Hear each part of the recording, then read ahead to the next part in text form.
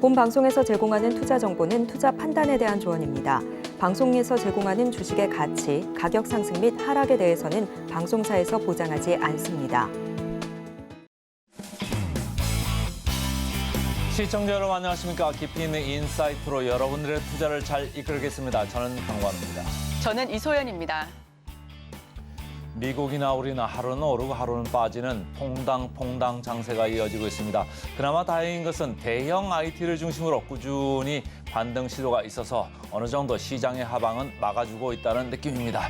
하지만 간밤 미국의 나스닥이 다시 밀린 뒤라 오늘 외국인들 매도 쪽으로 다시 변심할지가 오늘장 관전 포인트 되겠습니다.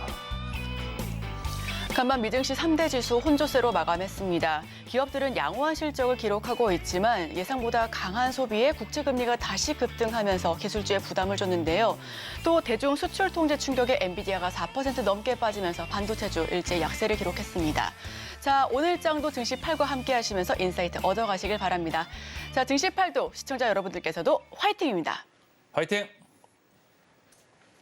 미국 시장 그리고 암호화폐 시장 함께 알아보겠습니다. 오늘도 더드림 에센스의 우혜진 전문가 연결돼 있습니다. 안녕하세요. 네, 안녕하세요. 미국 시장에서 금리, 엔비디아 다 시장에 부담이 됐네요. 네, 그렇습니다. 뉴욕 증시 다우 지수가 막판에 조금 상승 전환을 하면서 소폭 좀 올랐지만 오늘은 좀 전반적으로 하방 압력이 조금 강했었던 하루였던 것 같습니다. 지금 소매 판매 또 국채 금리의 움직임, 3분기 기업들의 실적 발표, 또 거기에 지정학적 리스크까지 지금 주목해야 될 부분들이 정말 많이 있는데요. 9월 이 소매 판매가 개장 전 발표가 됐습니다. 또 강한 모습을 보이면서 국채 금리 오름세를 보였죠. 자, 미국의 9월 소매 판매 전월보다 0.7% 늘어난 7,049억 달러로 집계가 됐습니다. 이 전문가 예상치가 0.3% 증가였기 때문에 2배 이상 오른 호도가 나왔다고 볼 수가 있겠죠. 자동차 판매, 또 온라인 판매, 높은 휘발유 가격이 좀 상승 요인이 됐습니다. 이 자동차 같은 내구재부터 외식비까지 해서 가릴 것 없이 지금 이렇게 오르고 있는 추세들을 보면은 소비가 좀 둔화될 기미가 보이지 않고 있는 건데 거기에 이 고용 시장까지 튼튼한 이상 이 소비자들은 계속해서 소비를 이어나갈 수 있는 이런 현금의 그런 어떤 능력과 또 심리적 자신감을 계속 유지할 수밖에 없을 거란 의견이 지금 나오고 있습니다. 자, 이런 흐름들 어떻게 보면 미국의 경기가 좋다라는 거잖아요. 그래서 소비는 미국의 경제의 거의 3분의 2를 차지하는 핵심인데 소비 호조는 경제의 이 수요가 여전히 강하다는 의미, 곧 가격이 잘 떨어지지 않을 거란 의미로 해석이 될 수 있습니다. 자, 이렇게 되면 연준의 이 긴축적 통화 정책이 강화될 가능성은 더 높아지겠죠. 자, 국채 금리 또 급등을 했습니다. 다시 한번 이 전고점을 뛰어넘었는데 10년물 금리 같은 경우는 지금 다시 4.83%, 85%, 그다음에 2년물 금리 같은 경우는 5.2%까지 지금 올랐습니다. 30년물도 지금 4.9%, 5년물 같은 경우도 4.8%까지 지금 오른 모습을 볼 수 있는데 10년물과 30년물 같은 기록을 보면은 이달 초에 기록했던 2007년 이후 최고치 수준에 다시 근접을 했다라고 지금 보실 수가 있습니다. 자, 거기에 더해서 연준 위원들의 발언도 지금 계속되고 있죠. 이번에 박힌 연은 총재 같은 경우는 경제가 지표가 보여주는 것보다 조금 더 약할 수 있으면서 이런 약세가 인플레이션을 압력을 완화하는 데 조금 도움이 될 거다라는 언급을 했습니다. 자, 그런데 다음 달 금리 결정과 관련해서는 조금은 좀 유보적인 태도를 보였습니다. 인플레이션 경로가 아직까지는 조금 명확하지 않다라고 이야기를 하면서 어떻게 보면 좀 더 해야 될 일이 있는지 판단하는 데는 아직 시간이 있다라고 언급을 했기 때문에 또 이 위원을 비롯해서 다른 의원들의 발언까지도 우리가 계속 좀 지켜봐야 될 것 같습니다. 자, 이렇게 또 탄탄한 경제 지표에 달러 상승을 했죠. 달러 인덱스 보시면요. 지금 105.9 가리키고 있는데 장중에 106.53까지 올랐다가 지금 조금 내린 모습 보실 수 있습니다. 자, 우리 지금 중동 리스크 여전히 안고 있습니다. 이스라엘의 가자지구 지상군 투입이 임박한 가운데 지금 조 바이든 미국 대통령 오늘 이스라엘을 전격 방문한다라는 소식이 나왔죠. 바이든 대통령이 이스라엘 총리를 만나서 아마 이번 사태 해결을 위해서 노력을 하러 갔을 겁니다. 이스라엘의 가자지구 지상전 개시 여부, 또 반이스라엘 국가인 이란의 개임 여부, 확전 이런 등등등이 갈림길에서 지금 이루어지고 있는 이번 방문 정말 중요합니다. 추후에 중동 지형의 중요한 변곡점으로 작용할 가능성이 높습니다. 자, 이런 여러 가지 이슈들 때문에 지금 국제 유가 그래도 보합권에서 움직여줬습니다. 지금 86.62달러 지금 가리키고 있는데 계속 지금 좀 움직이는 흐름 보이고 있어요. WTI 86달러 선에서 거래를 마쳤는데 지금 계속 움직이고 있고요. 브렌트 같은 경우도 배럴당 89달러 선에서 마감을 했습니다. 근데 조금 전에도 말씀을 드렸지만 만에 하나 이 주요 산유국인 이란 지금 전쟁에 개입하게 될 경우에 유가는 다시 한번 크게 흔들릴 가능성을 배제할 수 없습니다. 이란이 개입하게 되면 이란의 하루 300만 배럴 원유 생산이 지금 차질을 빚을 수 있다라는 전망도 있기 때문에 우리가 그런 부분들도 또 기억을 하고 있어야 될 것 같습니다. 자, 그동안 이스라엘과 또 하마스 간의 충돌이 또 안전자산인 국채 가격을 끌어올리면서 또 금리를 낮추는 요인이 됐고요. 유가도 계속 흔들어놨는데 이번 바이든 대통령의 방문으로 어떤 좀 변화가 있을지 이슈를 계속해서 함께 체크해 보시면 좋을 것 같습니다. 그나마 다행인 것은 미국 국채 금리가 계속적으로 이렇게 위쪽으로 좀 뻗어가고 있음에도 불구하고 미국의 시장들이 잘 좀 견디고 있다. 이렇게 좀 읽으시면 될 것 같고요. 자, 이제 나스닥 봐야 되는데 엔비디아 말이죠. 중국 때문에 한 방 먹었습니다. 네, 그렇습니다. 지금 거의 직격탄을 맞았는데 이 미국에서도 중국을 겨냥한 수출 통제 조치를 대폭 강화한다고 발표를 했잖아요. 이 사양이 낮은 인공지능 칩에 대해서도 중국으로의 수출을 추가로 금지하기로 해서 중국의 인공지능 반도체를 판매하는 행위를 좀 원천 차단을 하겠다는 취지를 가지고 지금 있는 모습입니다. 지금 엔비디아 같은 경우는 5% 넘게 4%, 5% 좀 아래쪽으로 마감을 했는데 지금 시간 외에서 5% 넘게 빠지고 있는 모습입니다. 작년에 이 수출 규제로 인해서 엔비디아를 비롯한 미국 반도체 기업들 지금 계속 비상이 걸렸는데 그 모습이 지금 이어지고 있습니다. 자, 이번에 AI 칩인 A100 또 H100을 중국에 팔지 못하게 된 엔비디아 이번에 이 추가 규제로 성능은 조금은 떨어졌지만 수출 규제에 그래도 걸리지 않았던 H800 반도체까지 팔지 못하게 됐습니다. 엔비디아 같은 경우는 이 GPU 판매의 20%를 중국 시장에 의존을 하고 있었는데요. 지금 중국 최대 전자상거래 기업인 알리바바, 중국 최대 검색 엔진 업체 바이두, 중국 최대 게임 업체 텐센트. 지금 보시면은 모두 다 정말 중국의 최대 업체들입니다.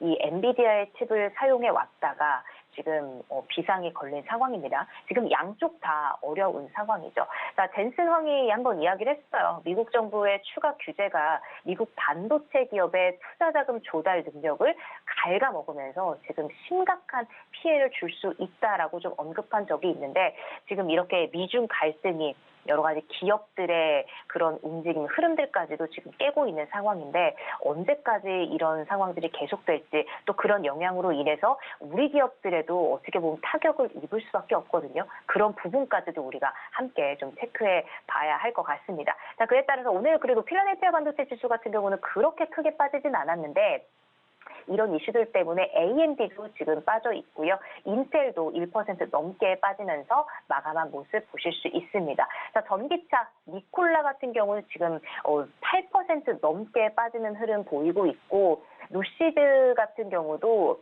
지금 이 3분기 생산량 감소에 조금 약세를 보이는 모습을 보이면서 지금 5% 넘게 하락한 모습 보실 수 있습니다. 자, 이번에 또 오랜만에 애플 이야기를 조금 들고 왔는데 최근에 이 M7의 그런 흐름들 제가 또 방송에 나오는 날은 좀 많이 급락을 했던 모습이었었는데 오늘 또 애플도 또 아쉽게 또 1% 좀 안 되는 수치지만 0.96% 하락하면서 빠졌습니다. 자, 애플에 대한 그런 판매 둔화에 대한 그런 우려들이 지금 조금 계속되고 있는 상황인데 애플의 소식 잠깐 전해드리면 이 아이폰 15 프로 이 제품의 무게를 줄이기 위해서 좀 선택한 티타늄 때문인지 아니면 TSMC의 새로운 칩 때문인지 몰랐던 그런 발열 문제 결국 시인을 하고 말았죠. 한국 발매 직전에 이 소프트웨어 업데이트로 문제를 해결을 하겠다고 이야기를 했습니다. 하지만 이런 여러 가지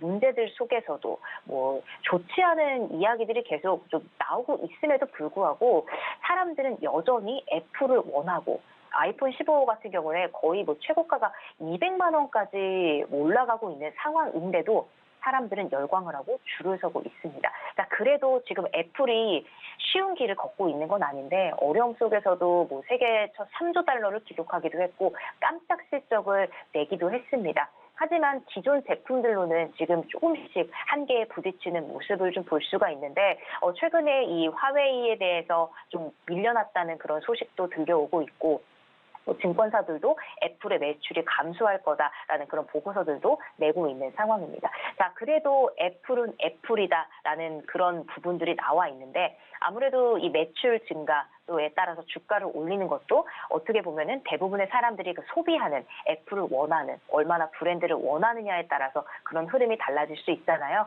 지금 인공지능이나 비전 프로의 보급들 1, 2년은 조금 더 기다려야 되는 상황이기 때문에 당분간 그런 공백기를 어떻게 채워야 될지 또 애플의 그래서 앞으로의 주가 흐름이 또 어떻게 이어질지 우리가 좀 주목해 봐야 될 것 같습니다. 이렇게 쏟아지는 우려 속에서 애플 이번 어닝 시즌에도 좀 변함없는 그런 건재한 모습을 이어줄지 좀 계속해서 함께 지켜보면 좋을 것 같습니다.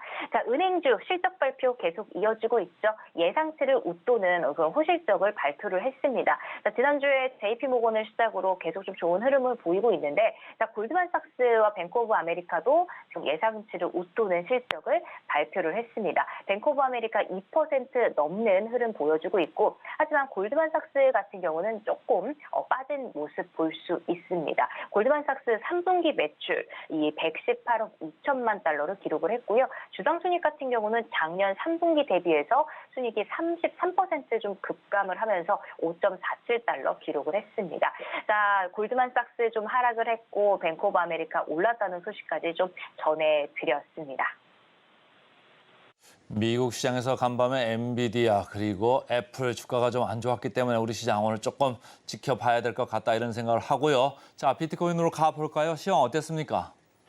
네, 비트코인 많은 분들 아시겠지만 비트코인 현물 ETF가 정말 뜨겁긴 뜨거운 것 같습니다. 이틀 전이었죠. 현물 ETF가 승인됐다는 이 오보에 한밤중에 정말 10% 폭등을 했지만 다시금 제자리를 찾아왔습니다. 3,600만 원 선에서 3,700만 원 선을 횡보하던 비트코인 이번에 그 오보로 인해서 4천만 원 넘어서면서 4,100만 원 직전까지 갔는데 다시 주저앉은 모습 볼 수 있었죠. 그런데 지금 3,800만 원 선 그래도 굳건하게 지켜주고 있는 상황입니다. 자, 어찌 보면 좀 굉장히 무섭다라는 표현을 좀 할 수가 있을 것 같은데 비트코인 현물 ETF 승인설에 이렇게 좀 시장이 섣불을 낼 일을 보인 것, 또 가상자산 시장이 이런 작은 잠재적 호재에도 얼마나 민감한지 보여주는 또 좋은 예였던 것 같습니다. 그만큼 투자하시는 분들의 판단에도 좀 영향을 줬을 거라고 생각을 하는데, 자, 그래도 비트코인 그 가상자산에 대한 이슈들 좀 엄청나게 부정적인 이슈만 계속 나왔던 게 아니기 때문에 이런 승인 기대감도 있었기 때문일까요? 투자 공포 심리 지수가 삼육 지수가 중립 이상으로 올라갔습니다. 52를 가리키면서 그래도 투심이 조금은 좀 회복됐다라는 그런 모습을 볼 수가 있습니다. 최근에 제가 알트코인에 대해서 조금 언급을 했었잖아요. 뭐 오브스, 메타디움 이런 알트코인들이 지금 급등을 하면서 올라가고 있는데 아무래도 주식시장에 비해서는 아직까지 명확한 규제나 이런 것들이 없다 보니까 더욱더 이슈 하나하나에 민감하게 반응하는 것 같습니다.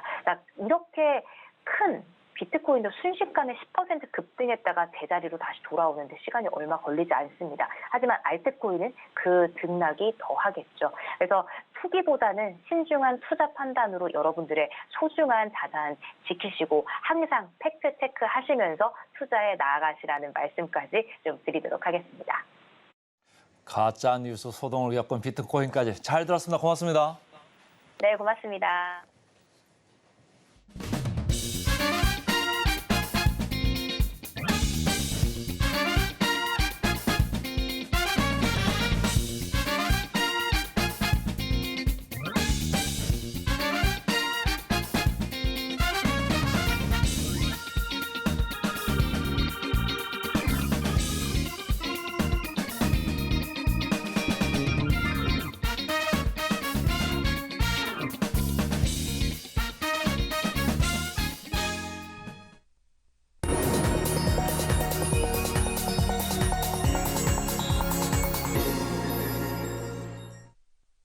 개인 투자자가 아닌 전문가는 장 시작 전 뉴스를 볼 때 어떤 부분에 초점을 맞출까요? 오늘의 일면 헤드라인입니다. 리튬 가격 바닥통과 국내 리튬주 장중 급등. 헤드라인으로 가지고 와주신 진이인베스트먼트 정선호 대표 함께합니다. 어서 오세요. 네, 반갑습니다. 네, 지금 중국 정부가 동절기를 앞두고 리튬 가격 방어를 위해 감산을 시작했다라는 소식 함께 전해오면서 리튬 가격이 최근 바닥을 찍고 반등했다라는 소식도 함께 전해오고 있습니다. 그래서 어제 리튬주 가운데서도 하이드로 리튬과 리튬 포러스 그리고 EV 첨단 소재가 상한가 진입하기도 했는데요. 대표님, 헤드라인 풀어주시죠. 일단은 리튬 관련되어 있는 종목들이 최근에 이제 상한가를 다시 기록하다 보니까 많은 시청자 여러분들께서 또 내가 이제 리튬 관련되어 있는 종목을 사야 되는가, 리튬 관련되어 있는 수혜주를 사야 되는 게 아닌가 또 고민하시는 분들이 많을 거라고 생각을 해요. 그래서 참 늘 말씀드리지만 리튬이라는 이런 우리가 하나의 신기루 같은 거라 해야 될까요? 굉장히 눈앞에 있지만 잡을 수 없는 그런 테마인 것 같은데 리튬이라는 종목 자체는 테마 자체는 사실상에 늘 말씀드리는 게 보유자의 영역이다라고 말씀을 드리고 싶고 어제 리튬 가격이 이제 상한가를 갔다라고 해서 여러분들이 무조건적인 추격 매수를 하는 거는 조금은 리스크가 될 수밖에 없겠다라고 좀 말씀을 드리고 싶어요. 뒤에 뭐 더 설명을 드리겠지만 일단 중요한 게 리튬 가격의 반등에 따른 리튬 가격 상한가가 나왔습니다. 관련주들이. 근데 중요한 게 뭐냐고 하면 지금 이제 리튬 가격의 차트를 보고 리튬 가격을 한번 보고 가도록 할게요. 리튬 가격을 보고 간다라고 하면은 지금 이제 정확하게 이제 반등이 나왔다. 가격이 올라갔다라고 하지만 지금 이제 살짝의 반등이 나오긴 했어요. 약 162 위안으로서 어제 이제 장중에 급등함이 나와줬는데 전체적인 차트를 본다라고 하면은 물론 지금 자리가 이제 바닥을 다졌다 아니면 바닥을 다지는 과정이다라고 볼 수는 있겠지만 아직 이 리튬 가격 이 정도의 상승 가지고서 상한가를 강력하게 갈 만한 과거의 이 뭐 리튬 관련된 종목들의 고점까지 올라갈 만한 그런 모멘텀은 아니라고 생각합니다. 그러다 보니까 리튬 관련되어 있는 종목들은 지금 좀 주의가 필요하지 않을까 좀 생각해보고 있는 거고요. 특히나 이런 반등을 가지고서 리튬 관련된 종목들이 급등을 했는데 이 차트를 보시면 아시겠지만 하이드로 리튬 같은 경우에 차트를 한번 보고 가도록 할게요. 지금 이제 월봉상 이런 것이 하락 패턴이라고 하죠. 그래서 지금 상승 패턴을 이어가다가 최근 리튬 가격의 하락과 함께 하락 패턴을 이어갑니다. 그러면서 어떻게 돼요? 정확하게 하방 추세대에 때려 맞고 있는 조정을 이제 맞는 그런 자리에 와 있죠. 그러니까 지금 자리를 강력하게 뚫어내지 못한다라고 하면은 우리가 쉽게 얘기하는 무엇으로 넘어가게 되느냐? 물량을 넘기는 자리로 넘어가게 된다는 거예요. 하이드로 리튬뿐만 아니라 다음 또 보고 간다고 하면은 이제 리튬 포어스 같은 경우도 어떻습니까? 분명히 이제 상방으로서 올라가다가 하이드로 리튬과 동일하게 지금 조정을 주더니 지금 어떻게 되고 있습니까? 저항대에 딱 막고 있는 자리가 막고 있는 구간대에 나오고 있다라는 거예요. 그러다 보니까 지금 이런 리튬 관련되어 있는 종목들 사실상에 제가 봤을 땐 어제 이 리튬 가격의 상승이 물론 이제 나쁘다고 표현할 수는 없지만 이것이 바닥을 다졌다. 이제 리튬 가격이 더 오를 거다라고 하면서 리튬 관련된 종목들이 이렇게 상한가로 보낸다든지 강력하게 끌어올려야 될 이유는 없었다고 생각합니다. 그렇기 때문에 리튬 관련되어 있는 종목들이 어느 특정 개인들에게 물량을 넘기기 위한 그런 상승일 수도 있기 때문에 굉장히 조심하셔야 된다라고 말씀을 드리고 싶은 거고요. 하지만 그럼에도 이 리튬 가격의 상승을 통해서 리튬 관련주들이 올라간다라는 거는 우리가 어떤 부분에 주목을 해봐야 되느냐.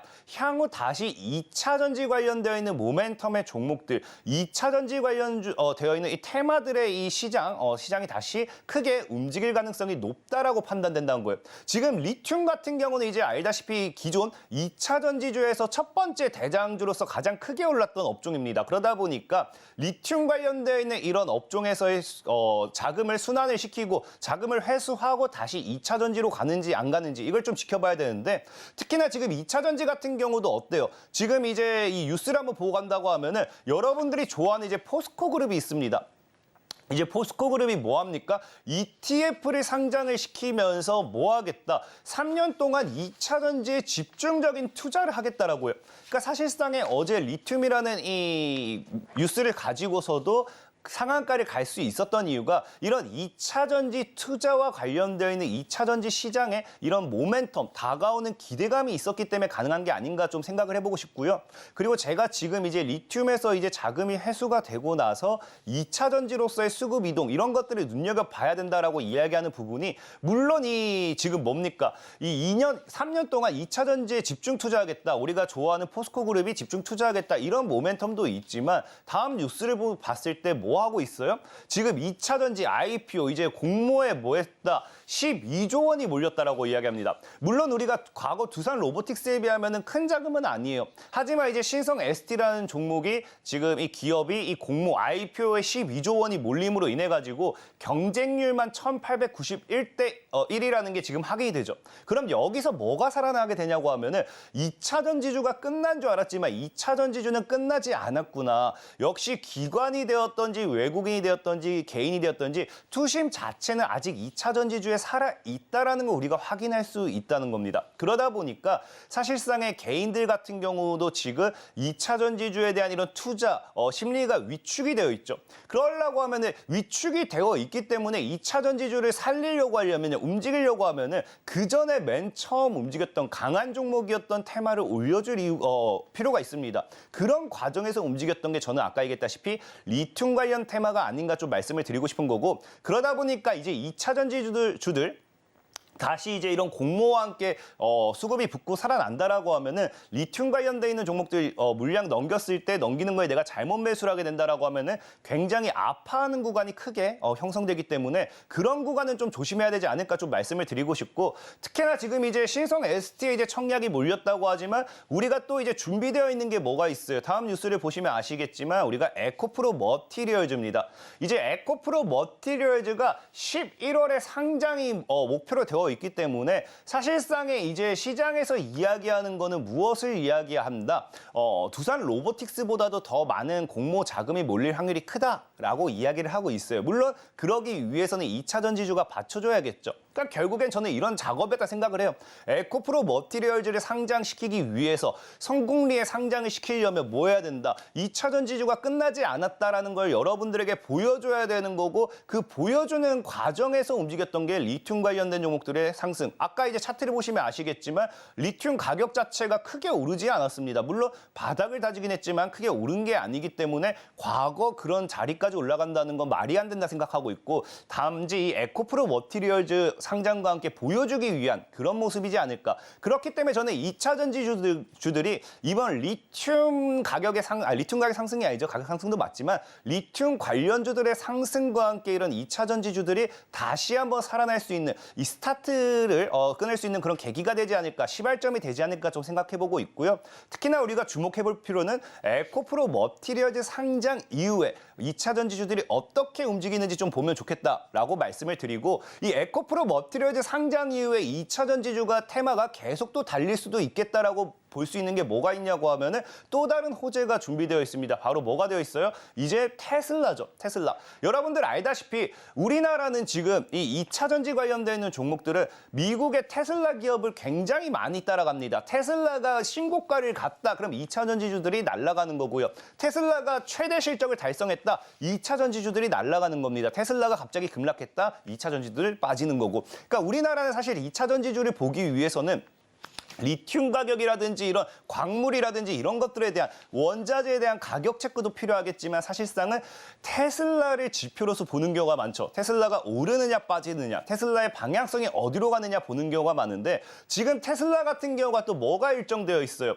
이제 사이버 트럭이 지금 출시가 임박해 있습니다. 올해 지금 1000대 정도 생산한다라고 하지만 사실 올해는 이제 얼마 안 남았죠. 올해 1000대 생산하고 내년에 몇 대 생산? 10만 대 생산을 예상하고 있어요. 근데 문제는 뭐냐고 하면은 벌써 예약만 몇 대, 200만 대라는 겁니다. 그럼 이제 상식적으로 200만 대가 다 매물이 소화됐을 때 이것이 실적으로 넘어간다고 하면은 테슬라의 엄청난 실적 성장이 우리가 기대가 되는 상황입니다. 그렇게 된다라고 하면은 우리가 무엇을 생각해 볼 수 있어요?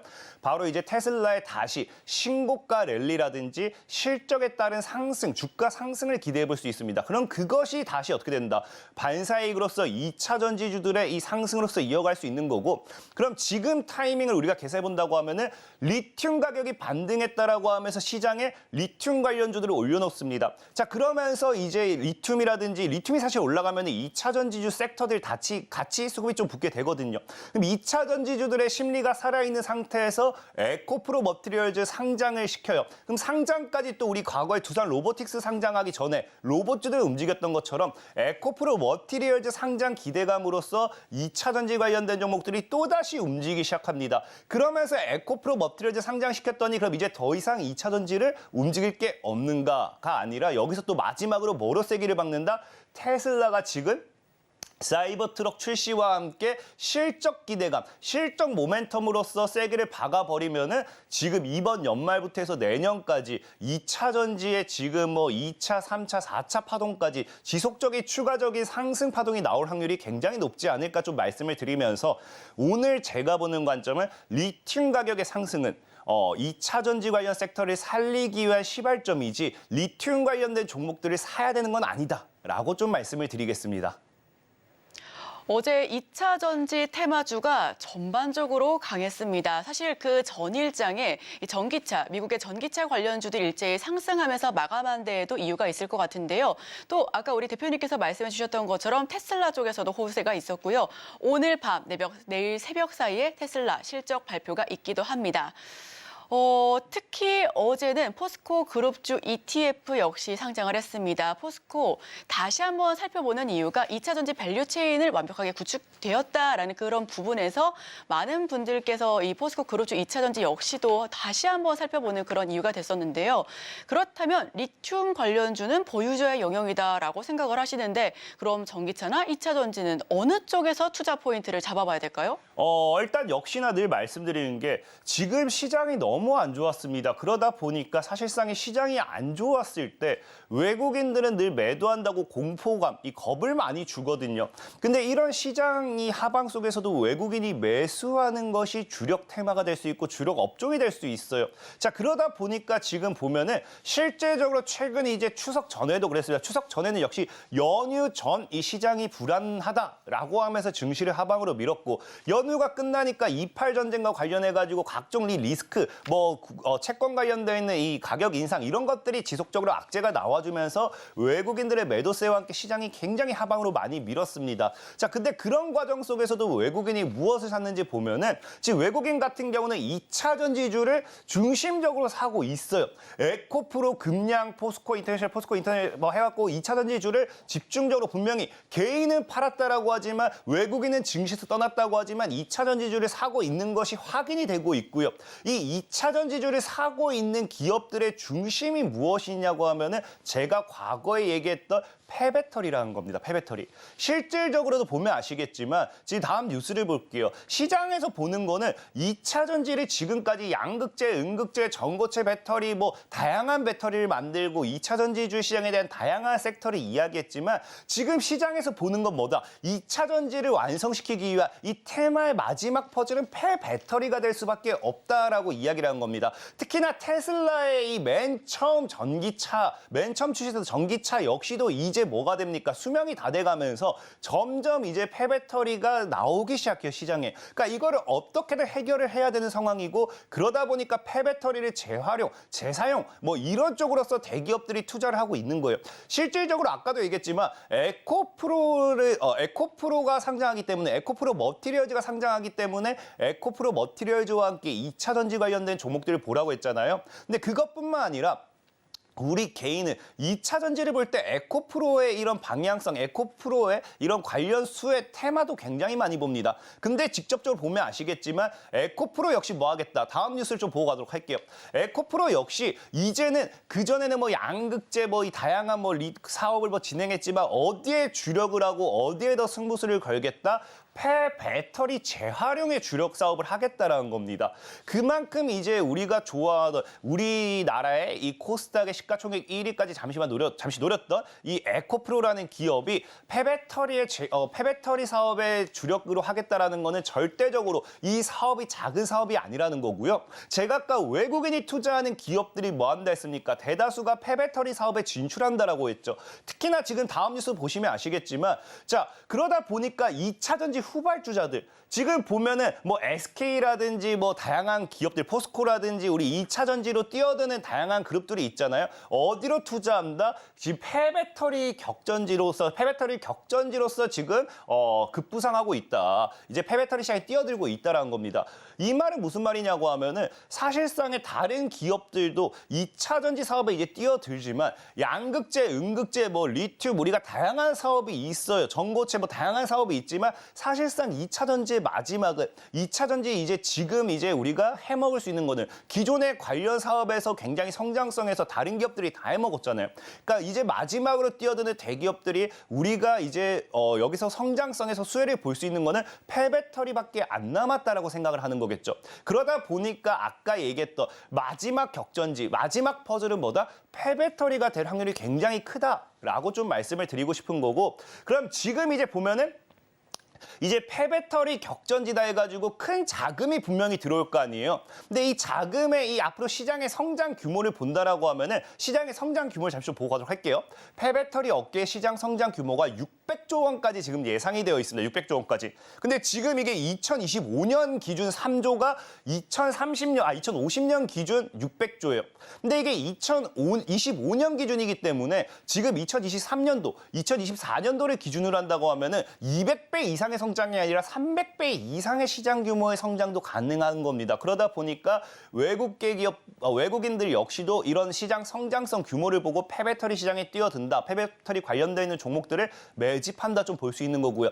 그런 대기업들 역시도 이 시장의 성장 규모가 굉장히 크기 때문에 폐배터리 사업에 투자를 하는 만큼 강한 투자 자금과 많은 투자 자금과 외국인들의 이런 매집 이런 것들이 전체적으로 봤을 때는 앞으로 향후 2차 전지주에서 여러분들이 과거 에코프로라든지 아니면 여러분들 좋아하는 뭐 다른 에코프로 머티리얼즈 에코프로 BM 뭐 이런 뭐 LNF 이런 2차 전지주들의 강한 상승만큼 내가 정말로 2차 전지를 통해서 큰 수익을 노리고 싶다라고 하면은 저는 리튬이라는 이 아까 계속 얘기하지만 리튬의 이 바닥을 다졌다를 시작으로 해가지고 우리가 봐야 되는 거는 2차 전지주 중에서 폐배터리 사업 관련해서 저평가되어 있는 기업 아니면 최근 바닥을 다지고 있는 기업을 여러분들이 좀 매수해보면 좋지 않을까 좀 말씀을 드리겠습니다. 네, 오늘의 일명 키워드입니다. 리튬은 속임수고 2차 전지를 주목해야 한다. 단 2차 전지의 마지막 퍼즐은 폐배터리다라는 의견을 해주셨는데요. 맞습니다. 최근 증시가 많이 눌리면서 외국인 수급이 많이 빠져나가고 있는 가운데서도 금양과 포스코 DX 같은 경우에는 MSCI 지수 편입 이슈로 인해서 외국인 수급이 붙기도 했습니다. 그 내에서도 외국인 수급이 좀 붙어졌었던 종목이 어디 있느냐 해서 보니까 2차 전지 폐배터리 관련주 쪽으로 많은 부분들, 일정 부분 수급이 들어오는 게 확인이 됐었는데 그렇다면 에코프로 머티리얼즈 상장 이슈도 있고 에코프로 역시도 폐배터리 쪽으로 사업을 추진한다라고 하니 폐배터리 관련주 한번 다시금 살펴보셔도 좋겠습니다. 자, 대표님, 그럼 이제 관련주로 들어가 보겠습니다. 일단 관련주를 맨 처음 소개시켜드릴 거는 아무래도 세비캠이라는 종목이에요. 이 세비캠 같은 경우는 아마 이제 다른 저가형 스몰캡 종목들과 다르게 이제 굉장히 이 폐배터리 관련해가지고는 사업적으로도 어느 정도 탄탄한 그런 기업이라고 좀 설명을 드리고 싶습니다. 이 폐배터리 사업에 있어서 제일 중요한 거는 재활용이 되었든지 재사용이 되었든지 이 원자재를 다시 회수하는 부분도 굉장히 중요해요. 그러다 보니까 얼마나 이것을 회수할 수 있는가가 핵심이 되는데 세비캠 같은 경우는 지금 얼마가 회수가 된다? 리튬이 85% 정도 이제 회수 가능한 그런 기술력을 가지고 있습니다. 그러면서 각종 대기업에서도 러브콜이 오는 상황이고요. 그러다 보니까 이런 그 기술력과 함께 폐배터리 관련되어 있는 재활용 관련되어 있는 모멘텀의 사업 관련 수혜주로 좀 보시면 좋고, 그래서 제일 중요한 거는 사실상에 제가 아무리 이렇게 계속 얘기해도 리튬 관련되어 있는 기업을 끝까지 나는 사야겠다 하시는 분들이 분명히 나올 것 같아요. 왜? 눈앞에 리튬 관련되어 있는 종목이 상한가를 갔기 때문에. 그러다 보니까 리튬 관련되어 있는 반사이익도 사실은 조금만 더 가져갈 수 있으면 좋다 생각을 하는데, 세비캠 같은 경우는 최근에 무엇을 했습니까? 이 리튬 관련해가지고 탄산 리튬 관련해가지고 생산 공장을 건립하는 데 있어서 MOU를 체결하면서 생산 관련되어 있는 리튬 생산 관련되어 있는 모멘텀이 또 이 기업의 모멘텀으로서 자리 잡을 수도 있습니다. 그리고 사실상 제일 제가 이 종목의 차트를 좋게 보는 건 차트론자로서 차트를 좀 보고 말씀드릴게요. 이제 월봉상 보면요, 최저가 매수기회라고 좀 생각해 볼 수 있어요. 자, 이 차트를 보고서 여러분들이 딱 느껴지는 게 뭐냐? 지금 최근에 이제 증시가 대체적으로 뭐 했습니까? 2차 전지주들이 계속 죽었어요. 2차 전지주들이 죽으면서 내리 하방만 기록하다가 최근에는 외국인의 매도세라든지 시장 자체도 좋지 않다 보니까 신저가를 기록하게 됩니다. 그러면은 이러한 신저가, 지금 보면 이 기업의 악재는 사실 없는 거거든요. 이 기업의 악재는 없고 뭐가 존재한다? 2차 전지주들의 투심이 안 좋을 뿐이고 시장 전체적인 이 흐름 자체가 안 좋을 뿐입니다. 그러면 이 하단, 신저가를 찍은 이 지금 자리에서 여러분들이 신저가에서 잘 매집을 한다고 하면은 그냥 2차 전지주들이 반등 나올 때 원래 자리까지만 올라가줘도 2배 정도는 올라갈 수 있다 생각하고 있고요. 그리고 정말 폐배터리가 다시 이 시장을 주도하게 됐을 때는 신고가를 노려봐야겠죠. 그럼 3배에서 4배 정도의 상승 파동을 가지고 갈 수 있는 차트가 아닌가 좀 생각해 보면서 세비캠이라는 종목 지금 자리에서 최저가 매수 기회가 될 수도 있다라고 좀 말씀을 드리겠습니다.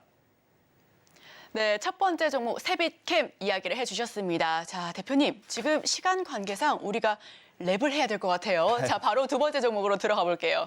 빠르게 마지막 설명드릴게요. 그 소니드라는 종목입니다. 소니드 뭐 역시나 알다시피 전처리, 폐배터리 관련해서 전처리 관련 업체를 인수하면서 관련 수혜주로 엮였고요.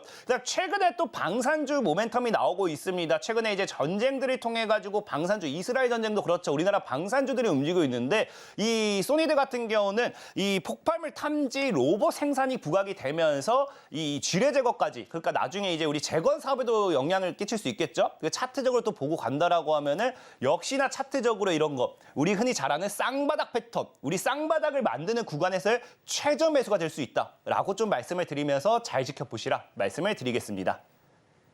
네, 저희 마지막 종목 소니드까지 알아봤습니다. 이렇게 내용을 꽉꽉 채워서 두 가지 종목 말씀드렸으니까요. 우리 시청자 여러분들께서도 함께 눈여겨봐 주시면 좋겠습니다. 지금까지 진해인베스트먼트 정선호 대표와 함께했습니다. 오늘 말씀 고맙습니다. 감사합니다.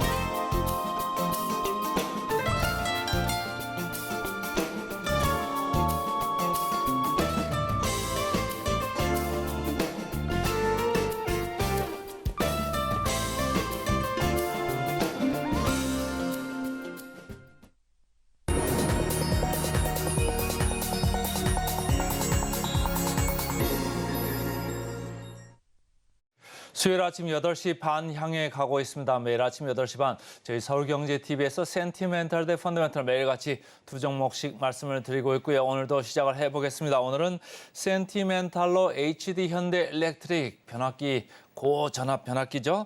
그리고 펀더멘탈로 SK하이닉스 이렇게 두 종목 되겠습니다.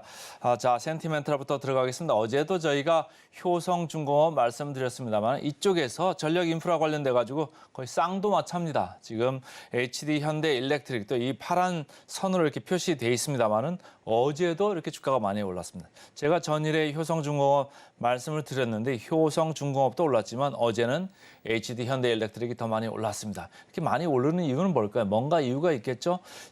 밸류에이션이 조금은 높아 보이기는 합니다만은 그래도 오르는 데는 북미 지역, 중동 지역에서 계속적으로 좋은 뉴스들이 나오고 있다. 이렇게 읽으시면 되겠습니다. 자, 하이투자증권에서 나온 리포트를 보죠. 실적도 좋아지고 수주도 계속적으로 늘어나고 있다. 이런 얘기예요. 벌써 상반기에요. 20억 달러 수주를 했습니다. 그래서 지금 37억 정도 수주 잔고가 37억 달러죠. 달러로 지금 수주 잔고가 있는데 전년 동기 대비해 가지고도 뭐 상당히 많이 올라왔습니다만 바로 직전 분기 대비해서도 상당히 올라왔다. 그래서 지금 상반기에만 20억 달러를 했으니까 전년 말에 얼마 했던 거죠? 그러니까 17억 달러 했던 거잖아요. 그러니까 반기만에 벌써 20억 달러 했고 금년에도 온기로 전체적으로 봤을 때 한 32억 달러까지도 갈 수 있다. 이런 얘기를 하는 겁니다. 그리고 납기가 상당히 장기화되면서 기본적으로 탄탄한 수주 잔고를 지금 쌓고 가고 있다. 그러니까 앞으로도 매출이 일어나는 게 전체적으로 눈에 들어온다, 가시화돼 있다 이렇게 이제 보는 거고요. 그 다음에 볼륨이 이렇게 늘어나는 것도 있지만 가격이 많이 올라가서 이렇게 매출이 늘어나는 그리고 영업이익률이 상당히 좋아지는 이런 효과도 있습니다. 그래서 금년에 3분기 이제 실적이 바로 나올 텐데 3분기가 한 9% 중반 정도 이렇게 OP 마진이 나온다고 합니다. 이렇게 예상을 하고 있고요. 상당히 이렇게 중전기 부분에서 이 정도 나오면 상당히 높은 거다. 이렇게 가격 판가 인상 효과를 지금 톡톡히 보고 있다. 이런 얘기를 하고 있습니다. 삼성증권에서 그런 이제 판가 인상 효과를 얘기를 하는데요.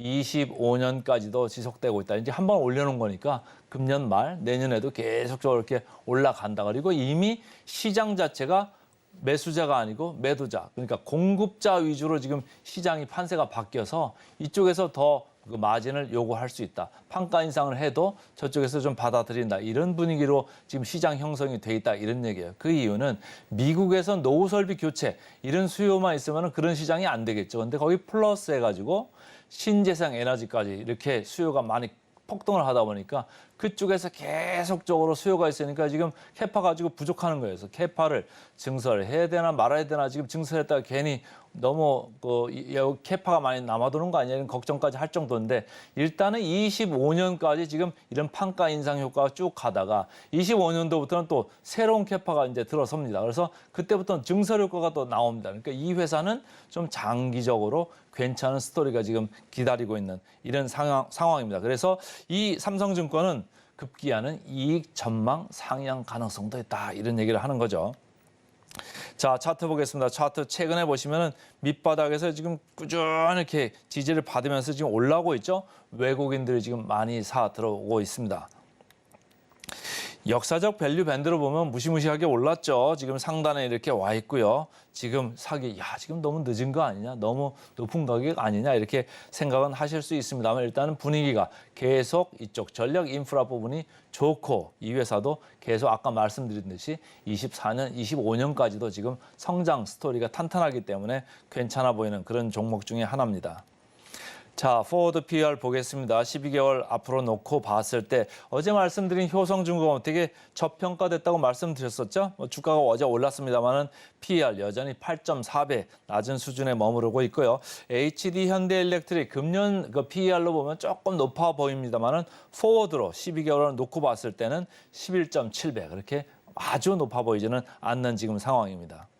목표 주가 보겠습니다. 목표 주가 대비 괴리율 20% 정도 남아 있습니다. 그래서 오늘은 최근에 분위기 좋은 HD현대일렉트릭 센티멘탈 주식으로 먼저 말씀을 드렸습니다. 그다음에 이제 펀더멘탈 주식으로 가보겠습니다. 펀더멘탈 주식 어제 우리 시장의 기대를 아주 한껏 받은 그 주식 되겠습니다. 바로 SK하이닉스입니다. 주가를 보시죠. 이 녹색으로 돼 있는데요. 녹색으로 돼 있어서 지금 5월 중순부터 이렇게 쭉 뽑았죠. 뽑다가 최근에 좀 머무르는가 싶더니 어느덧 이렇게 지금 강하게 지금 올라오고 있습니다. 엔비디아 이렇게 이게 주황색으로 표시됐습니다만은 엔비디아는 지난번에 2분기 실적 발표하면서 이렇게 쭉 올랐죠. 여기가 갑자기 오른 부분인데 올라가다가 좀 서 있는 것 같더니 다시 최근에 올랐습니다. 어제는 물론 이제 많이 밀렸습니다만은 어쨌든 그래서 제 눈에는 엔비디아도 이미 따라잡고 오히려 앞서가는 그런 SK 하이닉스 주가가 되겠고요. 제일 밑에 삼성전자 이렇게 파란 줄로 돼 있습니다. 삼성전자하고 하이닉스하고 뭐 반도체 쪽에서 특히 D램 쪽에서는 뭐 3대 업체 중에 하나 아니겠습니까? 마이크론까지 껴서요. 그런데 주가적으로 봤을 때는 완전히 지금 다른 행보를 보이고 있습니다. 삼성전자는 밑에서 설설 기고 있는 반면에 SK 하이닉스는 엔비디아도 뭐 따라 엎을 정도로 지금 상당히 강하게 가고 있다. 그래서 하이닉스 지난번에도 말씀드렸습니다만 다시 좀 말씀을 드립니다. 시장은 지금 HBM 관련주에 집중을 하고 있는 모습입니다. 그래서 최근에 HBM 관련해서는 한미 반도체 여전히 여러분들 뜨거운 관심 속에 있죠. 그리고 HPSP 제가 센티멘털 펀더멘털 코너에서 말씀드린 바가 있습니다. 방금 이제 하이닉스를 말씀을 드렸고요. 그래서 전체적으로 HBM 관련된 뉴스들이 지금 계속 생겨나고 있다. 이런 생각을 하시면 되겠습니다. 그래서 뉴데일리 경제라는 로컬 그 인터넷 매체죠. 여기서 이제 단독 보도를 했는데 HBM3E라고 하는 HBM3보다도 한 단계 더 앞선 거죠. 적청을 좀 더 하는 모양인데 여기 선점 경쟁을 하고 있습니다. 관련해 가지고 서울경제에서도 삼성전자 샤인볼트라는 그 HBM3E 이름을 이렇게 지었네요. 샤인볼트라고 상당히 빠른 거죠. 우샤인볼트 할 때 그 빠름을 였다가 넣은 것 같습니다. 그래서 샤인볼트라는 이런 거를 이제 HBM3E 품목으로 이제 이름을 졌는데 어쨌든 선점 경쟁이 지금 뜨겁게 이루어지고 있다. HBM3라는 게요. 기본적으로 낸드 이런 쪽이 아니고요. 비메모리 이런 쪽이 아니고요. D램 쪽입니다. D램 쪽에서 만드는 업체가 지금 3군데밖에 없는데 그나마 SK 하이닉스, 삼성전자고 뭐 마이크론 아직 소식이 그런 뉴스가 별로 없죠. 근데 이 엔비디아에서 SK 하이닉스한테 대규모 선수금을 주면서까지도 빨리 조금 이 쿼를 진행하고 빨리 좀 양산을 하자. 그래서 그 선수금 받은 걸로 청주 공장에 이 HBM3E 공장을 지금 지으려고 이렇게 생각을 하나 봅니다. 그래서 그게 이제 우리 매체에 이렇게 전해지고 있고요. 그래서 생산이 앞당겨지면 SK 하이닉스한테 아무래도 돌아가는 혜택이 크겠죠. 이 3분기 실적이 이렇게 나올 텐데요. 3분기 실적도 보면은 앞으로 삼성전자하고 조금 차별화되는 포인트는 D램 쪽에서 이미 블렌디드 ASP 그러니까 전체적으로 총괄했을 때 ASP 평균 판매 단가가 삼성전자나 마이크론 대비해 가지고 지금 더 올라가는 겁니다. 그러니까 주가가 아까 어땠습니까? 완전 차이나게 올라가고 있죠. 그래서 이쪽으로 매출 비중이 지금 22%까지도 많이 올라오고 있다. 그래서 많이 그 수익성에도 기여를 하고 있다. 이렇게 보시면 되겠습니다.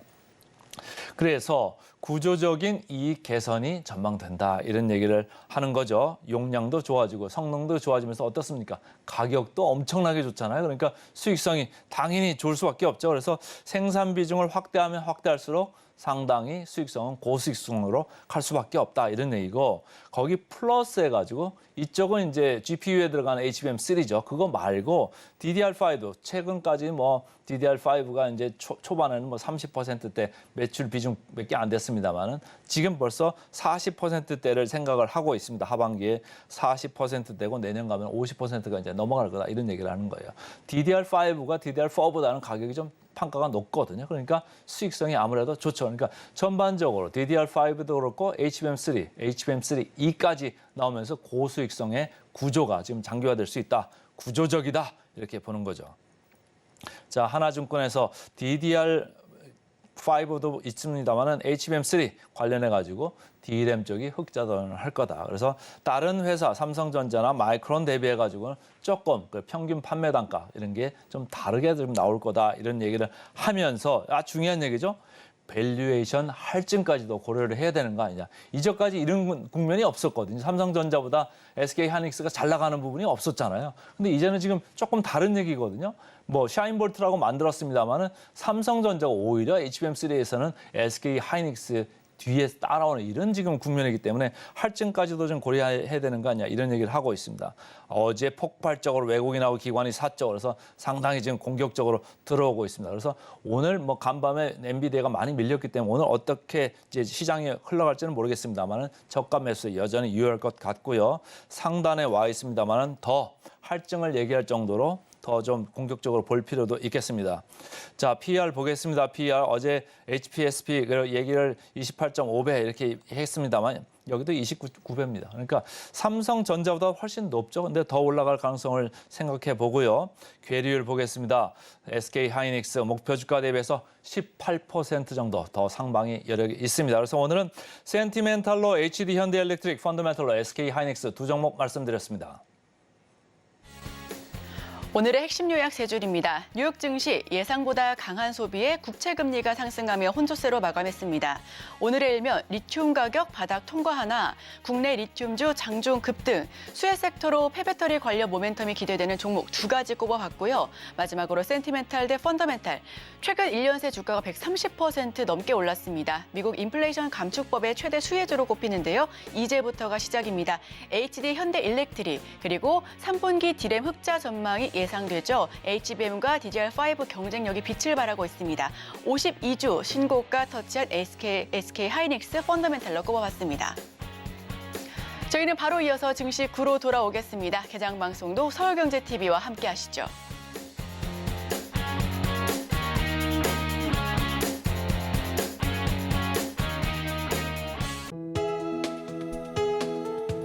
본 방송에서 제공하는 투자 정보는 투자 판단에 대한 조언입니다. 방송에서 제공하는 주식의 가치, 가격 상승 및 하락에 대해서는 방송사에서 보장하지 않습니다.